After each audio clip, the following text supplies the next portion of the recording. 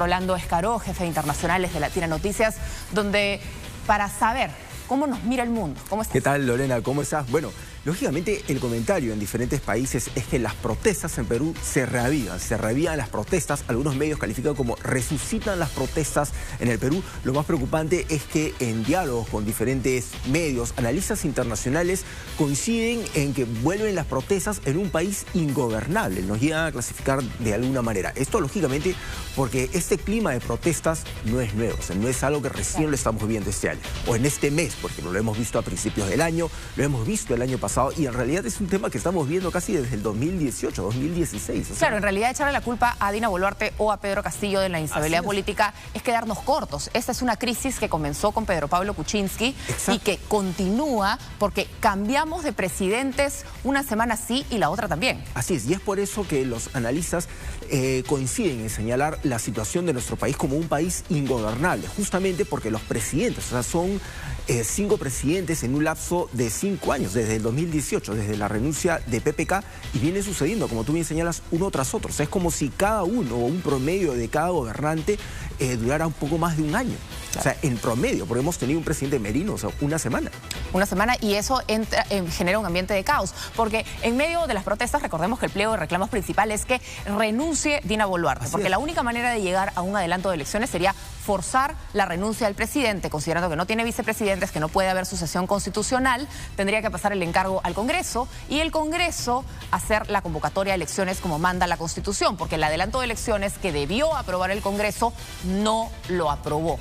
Exacto. Pero si se va Dina, ¿quién nos gobernaría? ¿Van a aceptar al que sea presidente del Congreso en la próxima mesa directiva? ¿Van a votarlo como a Manuel Merino, que terminó renunciando, y vamos a volver a entrar a este vacío? Eso es lo que probablemente los analistas no saben. Así es, o sea, es una situación sumamente compleja, porque si tú empiezas a analizar todos los factores que están detrás de estas protestas, son muchos. O sea, no estamos hablando de una protesta por un reclamo en particular, como pudo ser la ola de protestas en Francia hace poco, por ejemplo, una situación de descontento por las mismas medidas del gobierno, por la violencia de la policía, por ejemplo, o en contra de la variación del sistema de pensiones en Chile, o del sistema de educaciones, del sistema educativo, perdón, en Chile. Aquí son muchas cosas que confluyen y no es una realidad que está pasando del año pasado o recientemente, digamos, con la situación del expresidente Pedro Castillo. O sea, es algo que ya se remonta desde hace años y nos pone en un tema sumamente complicado, porque veía una entrevista en la mañana en un medio extranjero en la que un analista mencionaba cómo se estaban reactivando protestas en nuestro país cuando precisamente a nivel mundial somos uno de los países que va a enfrentar las peores consecuencias de un fenómeno de niño que ya está aquí. Y estamos viendo que no es un fenómeno extraño, porque en Ecuador, que también es otro de los países donde se va a enfrentar un fenómeno del niño muy intenso, el Congreso buscaba destituir al presidente y el presidente decidió ganarles por puesta de mano haciendo esta muerte cruzada, donde al final del día se fueron todos y también se dejó en la desprotección, porque cuando no hay autoridades, no hay quien tome las decisiones que son necesarias tomar en todos los niveles. Así es un panorama sumamente complejo. Ahora que mencionas, Ecuador va a entrar a elecciones en agosto, el próximo mes.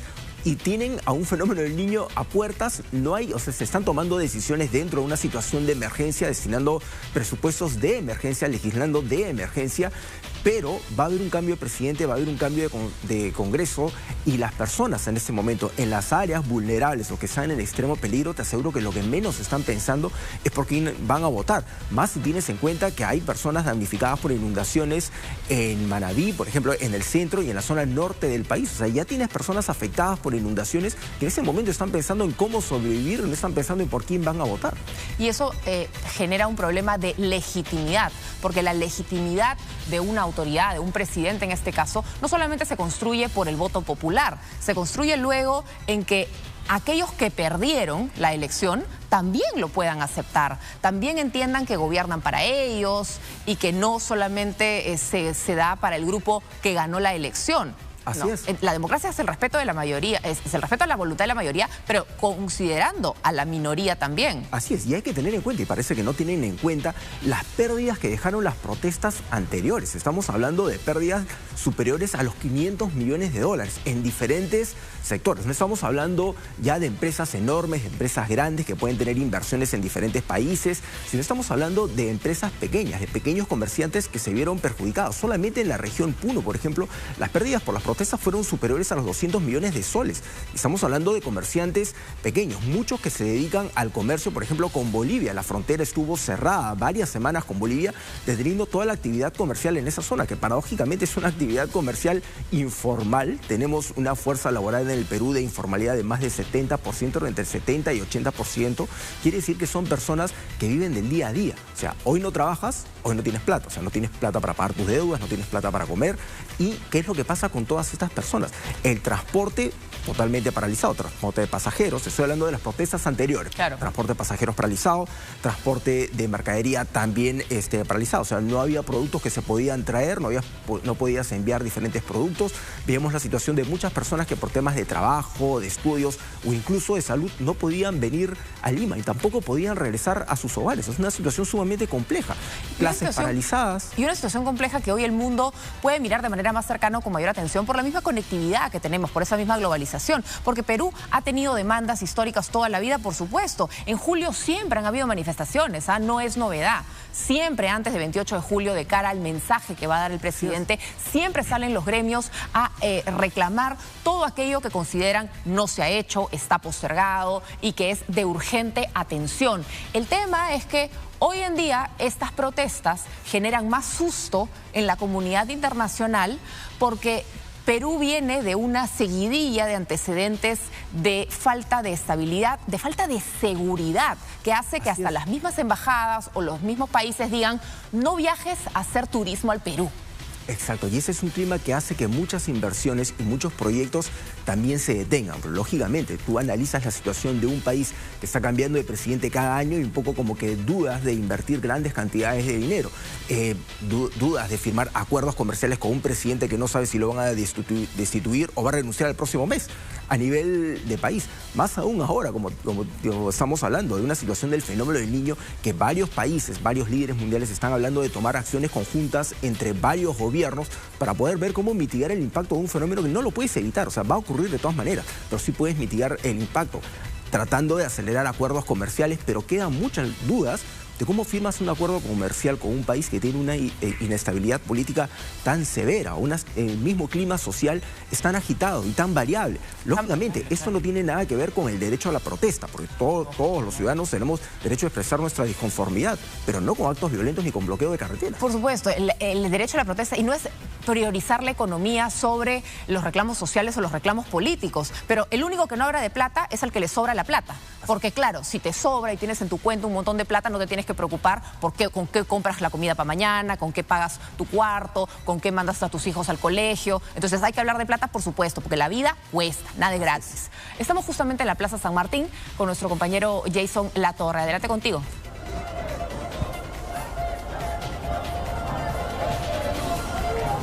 Jason. Sí, Lorena, eran reservistas los que estábamos viendo en imágenes, que como vemos es el primer grupo que está saliendo ya de la Plaza San Martín y se dirigen por la avenida Nicolás de Piérola. Entendemos que en dirección hacia la Plaza 2 de Mayo. Un grupo de unos 40 aproximadamente a 50 reservistas que se han hecho presentes, ya estaban desde temprano reunidos en la Plaza 2 de Mayo, optaron por venir aquí donde nos encontramos, Plaza San Martín, y de aquí nuevamente están saliendo. Son reservistas que desde muy temprano han estado acompañando esta movilización, ya salieron y el resto de público permanece todavía aquí en la Plaza San Martín. Todavía no hemos podido ver llegada de otras organizaciones sociales, pero sí llegan más comerciantes. Eso es lo que está llamando bastante la atención para ofrecer lo que se usan en estas movilizaciones. Hablamos de banderolas y muchas personas que ya llegan con sus pancartas Acá vemos algunos buses de transporte público que están pasando por aquí todavía porque se les permite aún que transiten por esta parte. Algunos vehículos también, pero bien. Muy bien. Reservistas que ya se están desplazando hacia, estimamos, la Plaza 2 de Mayo, Lorena. Muy bien, muchísimas gracias, Jason, por esa información. Estamos viendo cómo diferentes grupos con diferentes pliegos de reclamos, con diferente rol social, político, empiezan a sumarse en medio de las movilizaciones. Seguramente después saldrán algunos actores políticos también para sumarse a tratar de capitalizar algún voto. Vamos a ver cómo están informando otros países acerca del desarrollo de estas protestas. Son los informes de medios internacionales. El Mundo de España, nueva toma de Lima para resucitar protestas en Perú. Justamente lo que estábamos hablando, ¿no? Resucitar las protestas, retomar algo que ya se consideraba que había acabado, pero que parece que no. Este medio Globovisión, marcha nacional con Lima a la cabeza. Perú retoma las protestas para exigir la renuncia de Dina Boluarte. En diversos puntos pedirán otra vez un adelanto de elecciones. Organizaciones internacionales, entre las que sobresale una misión de Naciones Unidas, estará siguiendo de cerca la situación. Vamos a ver otro medio, otra portada. Vuelven las protestas en Perú. Gremios anuncian movilizaciones en Lima, Cusco y Arequipa.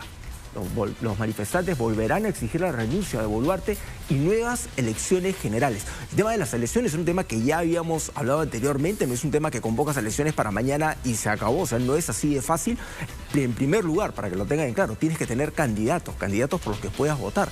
Y en ese momento no hay, digamos, tenemos los candidatos que hay, pero que participaron en el proceso anterior. Si es que las elecciones se realizan al caballazo, no podrías incluir a nuevos candidatos. Digamos que los manifestantes eligen un candidato, un representante de sus respectivas agrupaciones, pues no podría participar si es que lo quieren hacer apresuradamente, porque este proceso demanda un tiempo. Demanda un tiempo y demanda también que todos los bandos involucrados acepten al nuevo ganador o al que se quedaría con la encargatura desde el Congreso y no lo quieras ir cambiando así como monedita, una semana sí, la otra también como figura descartable, porque eso tampoco nos... Y no hay ninguna garantía de que con la renuncia de Dina Boluarte, quien venga, no digo sea mejor o sea peor, porque eso al final es una valoración subjetiva, sino que lo dejen ser presidente el tiempo que le toque serlo, sea para convocar a nuevas elecciones o para ir a elecciones y aceptar el resultado que toque. Que tenga el respaldo que necesita, no solamente para ser elegido, sino para poder gobernar. Claro. Sí, eso es verdad. Bueno, muchísimas gracias, Rolando. Nos quedamos atentos también a la mirada del mundo con esta situación.